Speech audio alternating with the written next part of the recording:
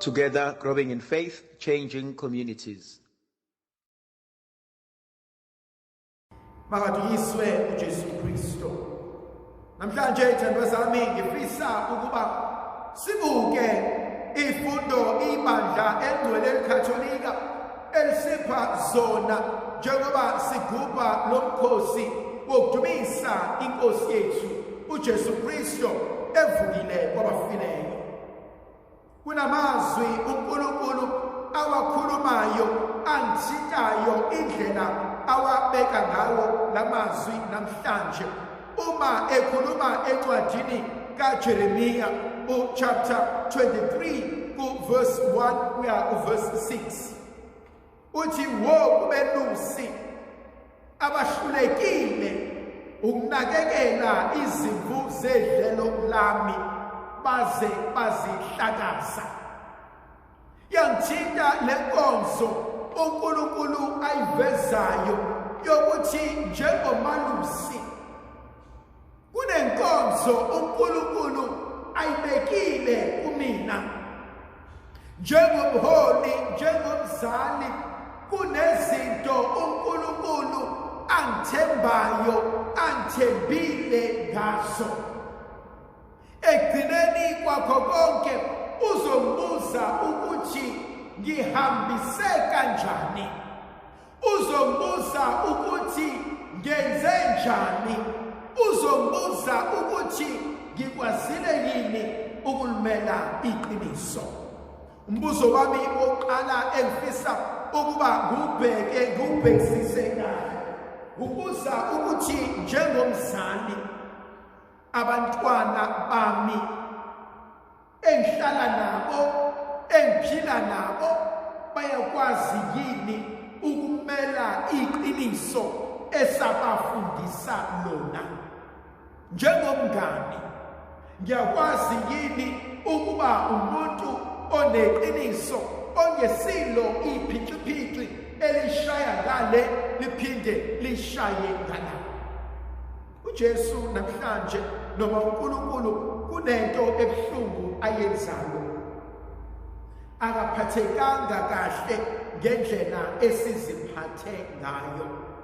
Usibuka njengabantu abahlulekile, usibuka njengabantu abayizehluleki, esihlulekile ukuba umhlambi wakhe siwuqoqele eqinisweni kodwa siwuhlakazile.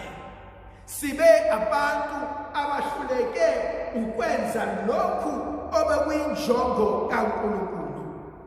Ebese ethi namhlanje uNkulunkulu athi bheka mina uqobo lwami, ngizawuqoqa izimvu zami. Imina engizakuzibuyisela lapho nizihlakazele ngakhona. Ngimbuka uNkulunkulu esondela engibuka ethi sibanibani ngicele into eyodwa, ukunakekela abantu bami. Yini ekuhlulile ukuthi ubanakekele? Sehlulekileke ubanakekela, uhlulwe yini pho ukubuyela kumina uthi Nkosi obungicele kona angikwazanga ukukwenza? Bangaki abantu abalimele namhlanje balinyazwa ukukhuluma kwabaholi abakhuluma izinto bengazicabanganga? Bangaki abantu namhlanje abalele emajele? Bangaki abantu namhlanje abashonile? Bangaki abantu namhlanje abangenayo umsebenzi? Bangaki abantu namhlanje abangazwani, bengakhulumisani ngenxa yolimi labantu abangabaholi? Sikhuluma ngabantu othi namhlanje uNkulunkulu isizwe sami siyabhubha ngoba siswele ulwazi. uJesu evangelini lethu lika Markus ukhuluma amagama angithintayo. Mark chapter 6 from verse 30 kuya verse 34. uJesu akaphiki ukuthi while bekhona abaholi ababi, bakhona futhi abaholi abahle. Bakhona futhi abaholi abanakekela izimvu zikaNkulunkulu. Bakhona futhi abasikhathazayo ngabo.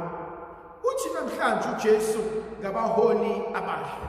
Uma ebona abapostoli bebuya beza kuyena, uyabatshela ukuthi abasondele nabo bamxoxela konke abakwenzileyo nabakufundisile.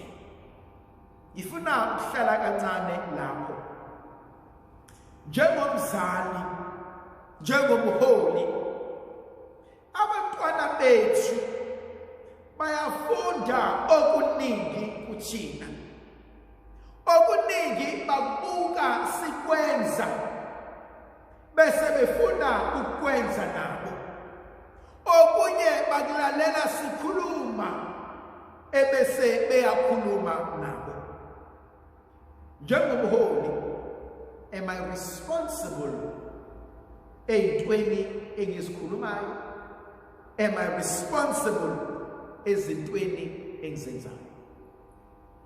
Angikwazi ukuphila impilo yami budlabha. Angikwazi ukuzikhulumela izinto. Abantu bayabuka, abantu balalele, abantu balambele ukuthi njengomholi uzokhuluma into eyakhayo. Njengomholi uzokhuluma into esisondeza sisebenzisane. Njengomholi uzokhuluma into esikhubezela phambili. Awukwazi ukufeza inhloso zakho ngegazi labanye abantu. Awukwazi ukufeza into ofuna ukuphumelela kuyona ngokusebenzisa abantukazana, abantu abantulayo nabantu abaswele. Jesus fundisa okokuqala to be responsible in our actions and in that which we speak. Okunye kwesibili engithandayo uJesu akwenzayo uthi wozani sikhulume. A sense of accountability. Inkinga yethu kwesinye isikhathi, we don't call people to task. We've put people in power, in position, and we have failed to call them to be accountable. Ukuthi ngicela wenza ukuthi sawukwenzile yini? Kungani ungakwenzi lokhu othembisile ukuthi uzokwenza? Kungani ungakwenzi lokhu ebekumele ukuba ukwenze? There is a sense of accountability. Ukuthi engithe ngizokwenza mangikwenze.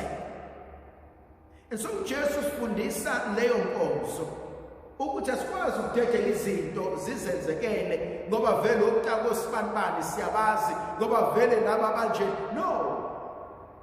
uJesu esengithe ngizokwenza kumele ngikwenze. Okwesithathu uJesu akwenzayo okungithintayo uthi asike sihlehleni esixukwini. Asike sambeni siyohlala sodwa eceleni. Ngiyithanda leyo concept. Kwesinye isikhathi isixuku siyadidana. Abantu namhlanje baba bangathi mnqamleze. Kusasa bathi mkhaphele.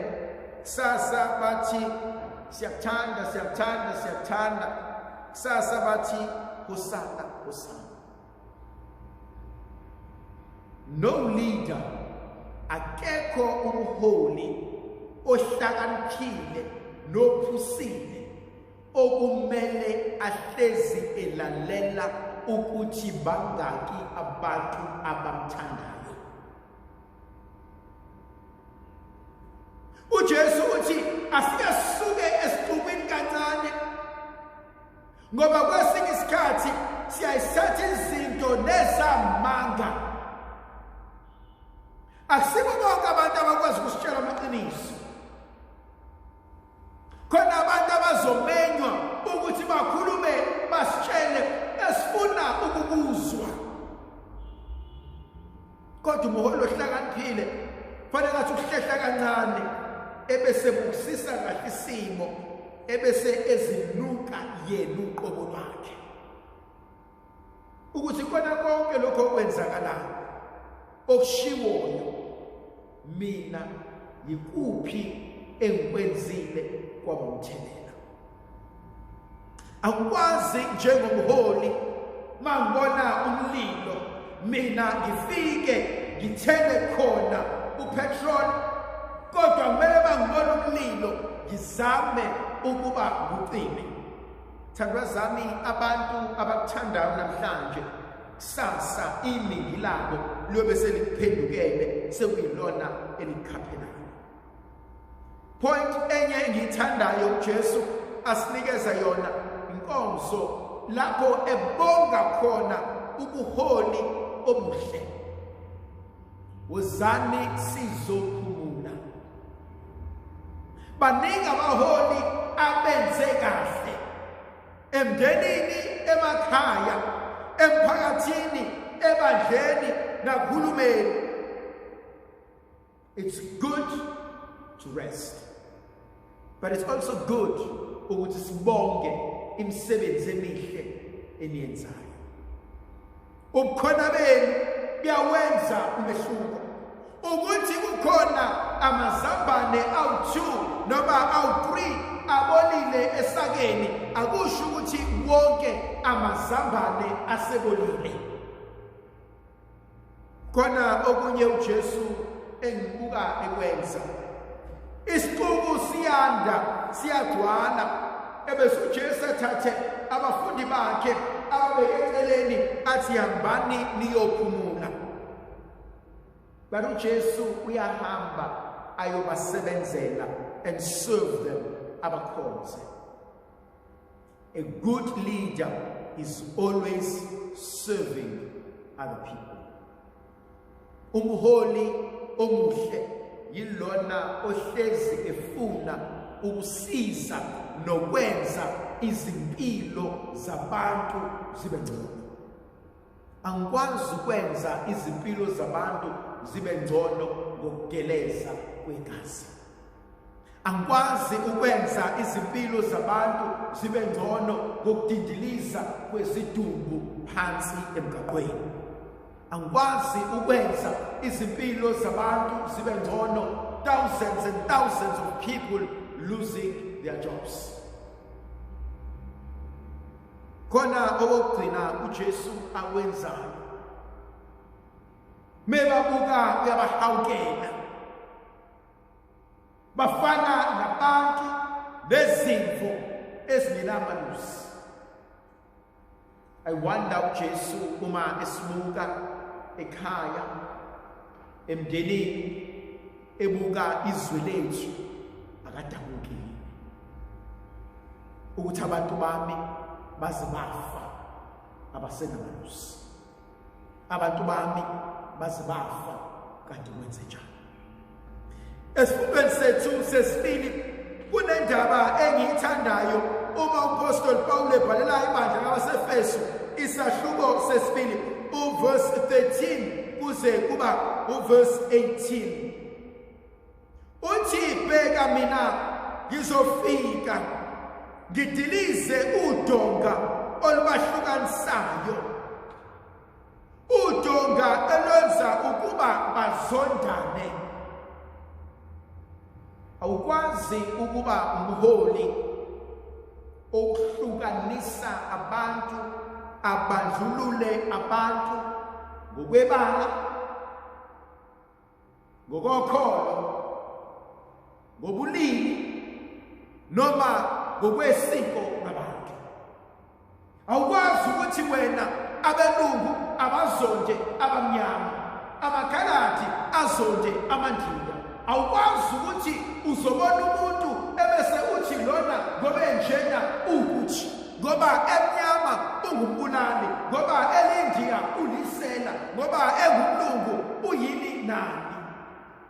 awukwazi ukuba umlungu, awukwazi ukuba lindiya, awukwazi ukuba umuntu omnyama, awukwazi ukuba likhaladi lapho ohamba khona uhlezi usabela impilo yakho because of the color of your skin. And awukwazi njengomholi ukubulala laba ngokuhlekisa nabanye.